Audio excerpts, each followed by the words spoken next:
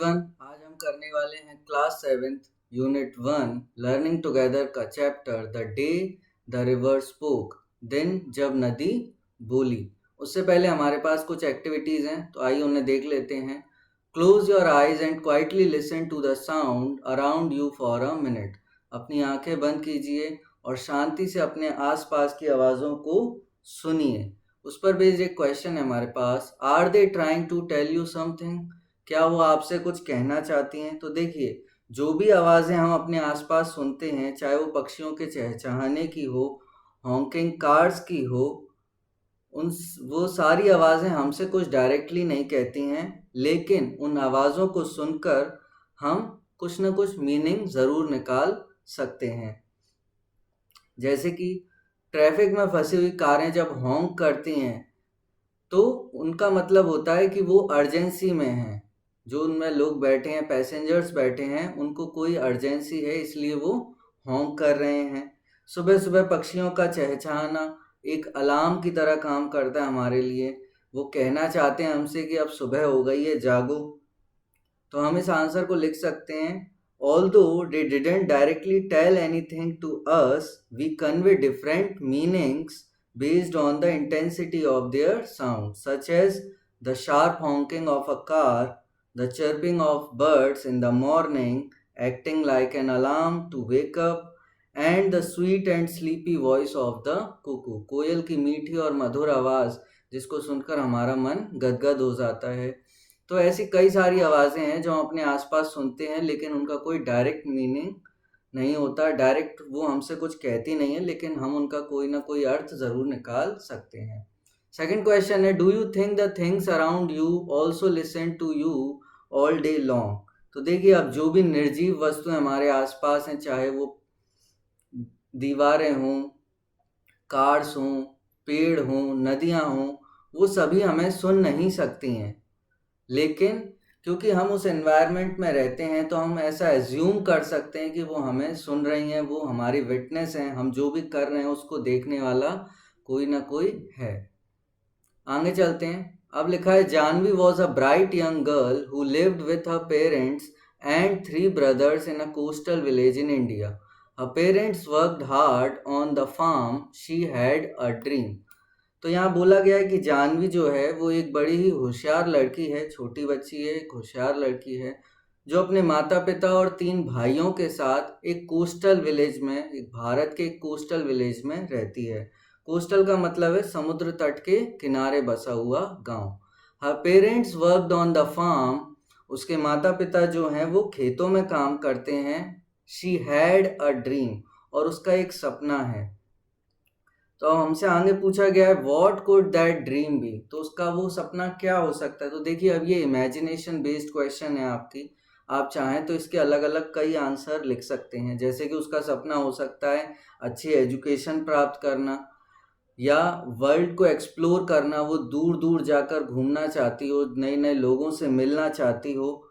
ऐसे कई सारे सपने उसके हो सकते हैं। तो हम इसके डिफरेंट आंसर लिख सकते हैं। अगर हम एजुकेशन के उसमें लिखना चाहें तो हम लिख सकते हैं, she is living in a rural coastal village, access to quality education might be limited, so Janvi being described as bright could dream of attending a good school, learning to read and write fluently.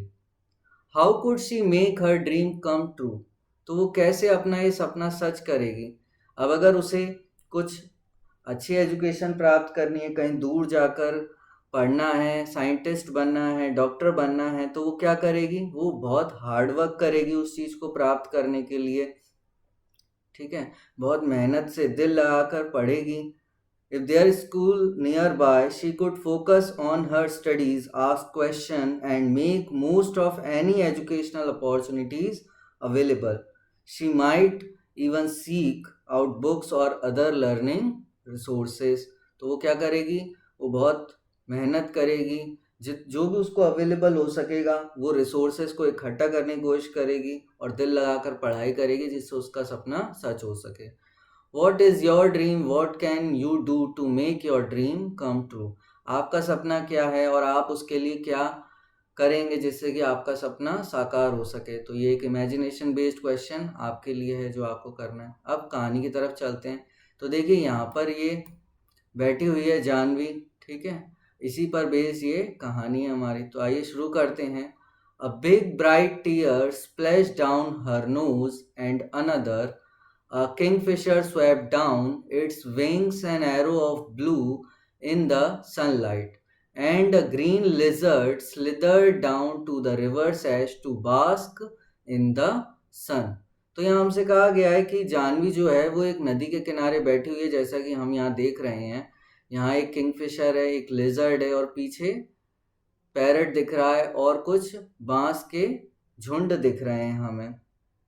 तो हमसे बोला गया है a big bright tear splash down her nose, तो उसकी आंखों से एक बड़ा आंसू, एक बड़ा चमकीला आंसू उसकी आंखों से नीचे गिरता है, एंड अनदर, और फिर एक और गिरता है।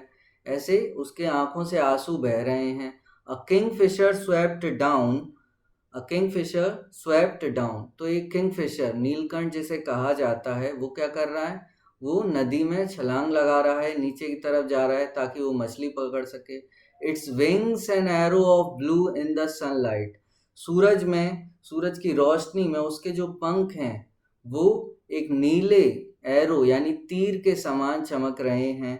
अ green lizard slithered down to the river's edge to bask in the sun, एक ग्रीन हरी कलर की छिपकली है, हरे रंग की छिपकली है। स्लिदर डाउन, स्लिदर्ड यानी रेंगना, जो भी रेप्टाइल्स होते हैं वो स्लिदर करते हैं। आपने हैरी पॉटर देखी होगी तो उसमें एक हाउस था स्लिदरिन, जो स्नेक से रिलेटेड हाउस था, यानी कि जो रेप्टाइल्स होते हैं वो करते हैं slithered, moved by sliding from side to side. तो एक जो हरी छिपकली है वो नदी के किनारे पर रेंगती हुई पहुंचती है धूप में स्नान करने के लिए। To bask in the sun, bask यानी कि धूप सेकने के लिए, धूप स्नान करने के लिए। Dear dear said a sleepy murmuring voice, what's the matter, तो एक आवाज आती है, dear dear said a sleepy murmuring voice, murmuring यानी फुसफुसाती हुई आवाज, बड़े धीमे धीमे, बड़ी ही मधुर एक स्लीपी वॉइस जानवी के कानों में पड़ती है और वो उससे पूछती है कि क्या हुआ, क्या बात है। जानवी वॉज स्टार्टल्ड, तो जानवी एकदम चौंक गई, स्टार्टल्ड यानी सरप्राइज, सरप्राइज हो गई। Because she was sure that, because she was sure she had been quite alone, क्योंकि उसे विश्वास था कि वो यहाँ बिल्कुल अकेली है। She had been quite alone, alone यानी अकेली। It couldn't have been the lizard, और ये छिपकली नहीं हो सकती, छिपकली ऐसी आवाज नहीं कर सकती।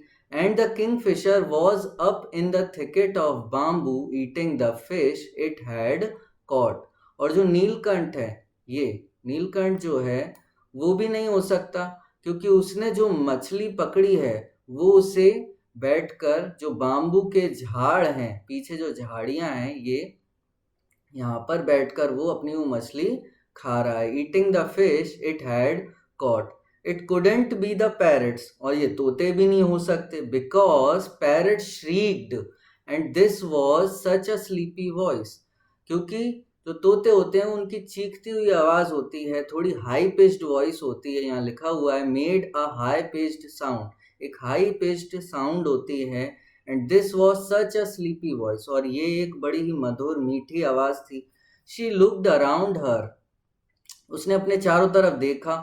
There wasn't a soul in sight, तो वहां उसे कोई भी नजर नहीं आया। सोल का मतलब होता है आत्मा, लेकिन यहाँ पर इसका अर्थ है कि उसको कोई भी वहां पर नहीं दिखा, कोई भी इंसान, कुछ कोई भी बच्चा उसको नजर नहीं आया। She was rather scared and wanted to run away, अब ये सब देखकर वो डर गई और वहां से भाग जाना चाहती थी। You should not cry you know, the voice went on, तो आवाज आती रही और उसने इस बार कहा you should not cry you know, तुम्हें रोना नहीं चाहिए। And you really shouldn't be scared when you have been coming here to see me every day, well almost every day, और तुम्हें डरना नहीं चाहिए। And you really shouldn't be scared, जब तुम मुझे देखने के लिए आती हो यहाँ हर दिन, लगभग हर दिन तुम मुझे यहाँ देखने आती हो, उस आवाज ने कहा। अब आगे, she was puzzled, it was such a voice like the river, it could not be the river. तो जो जानवी थी अब वो बड़ी परेशान हो गई, पजल्ड हो गई, कंफ्यूजन में आ गई वो। It was such a voice like the river, ये उसको नदी जैसी आवाज लगी, पर ये नदी कैसे हो सकती है। Well, tell me all about it, said the river. खैर, मुझे और बताओ, नदी ने कहा। For it was the river, I have got to hurry to reach the sea, you know. अब जैसा कि तुम जानती हो कि मैं नदी हूं और मुझे समुद्र तक पहुंचना है। They won't let me go to school, said Janvi. तो जानवी ने कहा वो मुझे स्कूल नहीं जाने देंगे। कौन? उसके माता पिता। I asked my mother why can't I go to school like Ittan and Meena. तो उसने कहा कि वे मुझे स्कूल नहीं जाने देंगे। मैंने अपनी माँ से भी पूछा कि मैं स्कूल क्यों नहीं जा सकती इट्टन और मीना की तरह। एंड मदर हैड रिप्लाइड, और मेरी माँ ने कहा, you are too small baby, maybe later, अभी तुम बहुत छोटी हो, शायद बाद में जा सको। But when she was 5, little Ramu was born and mother still sad, may be next year. लेकिन जब वो 5 साल की हो गई तो उसका छोटा भाई जो रामू, जो उसका छोटा भाई है, उसका जन्म हुआ, और माँ ने तब फिर से कहा कि अभी नहीं, शायद अगले साल। Janvi, mind your little brother, Janvi mind your little brother while I go to the fields. तो उसकी माँ ने जानवी से कहा कि तुम अपने भाई का ध्यान रखो। माइंड योर लिटिल ब्रदर यानी कि अपने भाई का ध्यान रखो। While I go to the fields, जब मैं खेतों पर जाऊं तब तुम अपने छोटे भाई का ध्यान रखना। Now she was nearly 10 and minding little Appu who was the smallest. और अब जो जानवी है वो करीब 10 साल की हो गई है और अपने छोटे भाई अप्पू का ध्यान रखती है, जो फैमिली में सबसे छोटा है। Who was the smallest. They don't want me, they only, she stopped with a sob. तो वो कहती है, जानवी कहती है कि वो मुझे नहीं चाहते। दे ओनली, और ये कहते कहते वो सिसकते हुए रुक गई, कहते कहते रुक गई। सॉब यानी रोते हुए, सिसकते हुए वह रुक गई। I am scared to go to school and I am so old now, they will never let me go. अब मुझे स्कूल जाने में डर लगता है। And I am so old now, they will never let me go. और अब मैं इतनी बड़ी हो चुकी हूँ कि वो अब मुझे कभी भी नहीं जाने देंगे। But I want to go, लेकिन मैं जाना चाहती हूँ। I want to learn to read like Ittan and Meena, मैं इट्टन और मीना की तरह पढ़ना चाहती हूँ। Janvi called her brother Ittan, Ittan means elder brother, but his real name was Gopi. तो जो जानवी है वो अपने बड़े भाई को इट्टन कहती है, जिसका मतलब होता है एल्डर ब्रदर यानी कि बड़ा भाई। But his real name was Gopi, लेकिन उसका असली नाम क्या है? उसका असली नाम है गोपी। क्योंकि वो उसका बड़ा भाई है इसलिए उसको वो इट्टन कहती है उसकी भाषा में। I want to know why spiders are yellow in yellow flowers, why bamboo trees rustle, why the moon always comes from behind the hills, never the other way, why the baby fish in the field water becomes frogs, why। तो उसने नदी से कहा कि मैं जानना चाहती हूँ कि क्यों स्पाइडर्स, मकड़ियाँ पीले फूलों में पीले रंग की होती हैं, क्यों बाम्बू के ट्रीज आवाजें करते हैं, रसल यानी कि जब पेड़ आपस में टकराते हैं या उन हवा चलती है तो पत्तियों के टकराने की जो आवाज होती है उसको कहते हैं रसल। सरसराहट भरी जो आवाज होती है उसे कहा जाता है Russell. Why the moon always comes from behind the hills, क्यों मून चांद हमेशा पर्वतों के पीछे से ही आता है, क्यों कहीं और से नहीं आता। Why the baby fish in the field frogs in the field water become frogs, why, मैं जानना चाहती हूँ क्यों जो छोटी मछलियां होती हैं खेतों में वो मेंढक बन जाती हैं। मैं ये जानना चाहती हूँ। उसने नदी को बताया। स्टॉप सेड द रिवर, तो नदी ने कहा रुको। You make me breathless so many wise, तुमने मेरी तो सांसें ही रोक दी, इतने सारे क्यों एक साथ। I can tell you where the moon goes, मैं तुम्हें बता सकती हूँ कि चांद कहाँ जाता है। द रिवर सेड कॉन्स्पिरेटोरियली, तो नदी ने बड़े ही सीक्रेट वे में, बड़े ही धीरे से उसको कहा जैसे कोई राज हो। It goes down towards the sea, वो समुद्र के किनारे जाता है। I have seen it, it always takes the same way over the mountains and down to the sea like me, मैंने उसे जाते देखा है। It goes down towards the sea, I have seen, मैंने उसे जाते देखा है। It always takes the same way, वो हमेशा एक ही रास्ता लेता है। Over the mountains and down to the sea like me, जैसे कि मैं जाती हूँ पर्वतों के ऊपर से और समुद्र के पास तक। And down to the sea like me, मेरी ही तरह वो भी पर्वतों और समुद्र के पीछे जाता है। भैया हमारे पास दो क्वेश्चन है। तो पहला क्वेश्चन है what was Janvi's dream, was it important to her and why. तो हमसे पूछा गया है कि जानवी का क्या सपना था, वो उसके लिए इम्पोर्टेंट था और क्यों। तो देखिए जानवी का सपना था कि वो स्कूल जाए, अपने भाई एटन और मीना की तरह वो भी पढ़े लिखे, ठीक है। और ये उसके लिए ज़रूरी क्यों था, क्योंकि वो जानना चाहती थी कि स्पाइडर्स येलो क्यों होते हैं, मून हमेशा हिल्स के पीछे से क्यों आता है, कभी कहीं और से क्यों नहीं आता, क्यों जो बेबी फिश खेतों में होती हैं वो फ्रॉक्स बन जाती हैं। तो ये उसको इस संसार के बारे में बहुत कुछ जानने का क्यूरोसिटी थी, इसलिए वो पढ़ना चाहती थी। तो इसको हम कैसे लिखेंगे, हम लिखेंगे जानवी's dream was to go to school and learn to read like her brother Ethan and Meena. Next है was it important to her, तो इसका लिखेंगे yes it was important to her because she wanted to know why the spiders are yellow, why moon always comes from behind the hills never the other way, why the baby fish in the field water become frogs।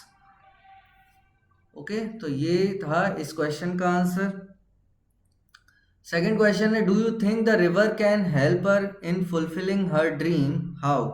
तो दूसरे question में हमसे पूछा गया है आपको क्या लगता है क्या जो उसका सपना था पढ़ने लिखने का, क्या नदी उसको पूरा करने में उसकी कुछ मदद कर सकती थी और कैसे। तो देखिए अब नदी कोई रियल पर्सन तो है नहीं जो उसकी हेल्प करेगी, लेकिन कहानी में ऐसा बताया गया है कि नदी उसको एनकरेज करती है कि तुम जाओ और जो भी अब करना है तुम्हें ही करना है, ठीक है। वो उसकी कोई भी मदद नहीं कर सकती, ठीक। तो इसको हम कैसे लिखेंगे, इसको हम लिखेंगे yes the river can help her by giving her a hope, inspire her to go to school and try to learn something new, the river keeps moving to reach the sea, जैसे कि वो नदी समुद्र तक जाती है अपना रास्ता तय करके। in the same way she inspire Janvi to go to school। Okay so ये हमारा आंसर होगा।